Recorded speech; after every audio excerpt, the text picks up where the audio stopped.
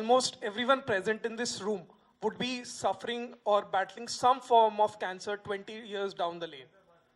99.9% of the Indian population are believers. That means they believe in, they worship, or they pray, or they go to temples or places of worship. 1.2 out of 1.27 billion of the Indian population, 82.5% are Hindus. The Hindu mode of worship is in the form of puja. Puja involves offering flowers and prasadam in the gesture of offering best dinners to the gods. But do we ever give a thought that once we have offered these flowers to the gods, what happens to them?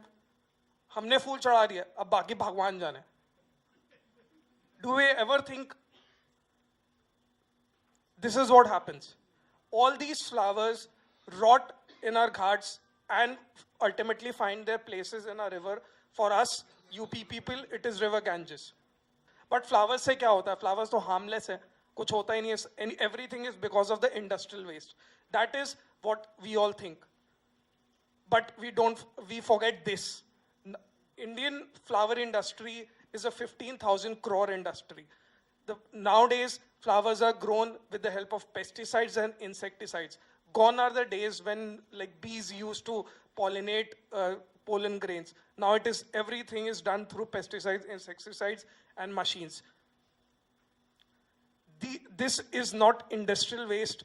This is the runoff of pesticides from a farm near Kanpur, which goes into river Ganges.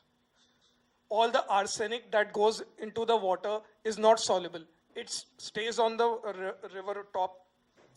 The oxygen and the iron combine to form ferrous-ferric oxide, which settle down and combines with the arsenic.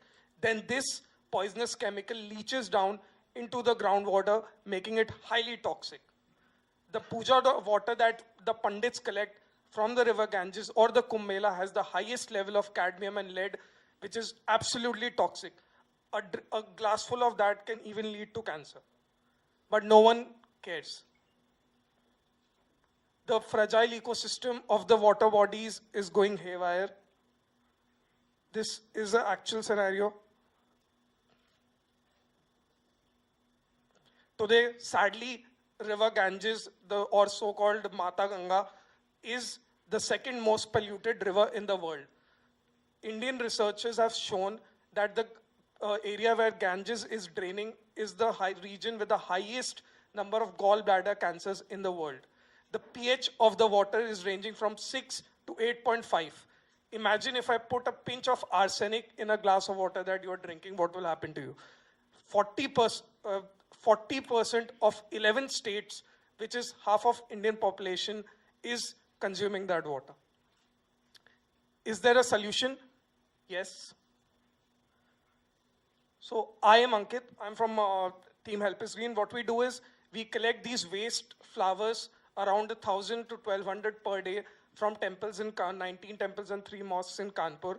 With the help of rural women, we segregate these flowers and we make vermicompost and incense sticks out of these flowers. We export them and we are applying for patents for it. This is the actual picture. So now what is the impact of what is our impact and innovation till now? We became operational last year in May. Till now we have composted around 5,35,000 kilograms of waste flowers, which we have prevented about 535 kilograms of arsenic, cadmium, lead and other chemicals from going into the river Ganges. We provide livelihood to around 128 rural families.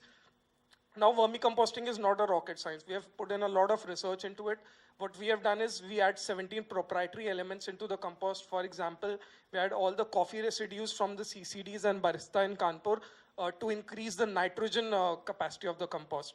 So all in the packaging also, all these boxes are liquor boxes. If you place them on top of each other, you will get to know that these are 100 Piper boxes which had been thrown away. We use them. We have also invested in the full stack model. We are using our own compost to get a first organically certified farm for Kanpur.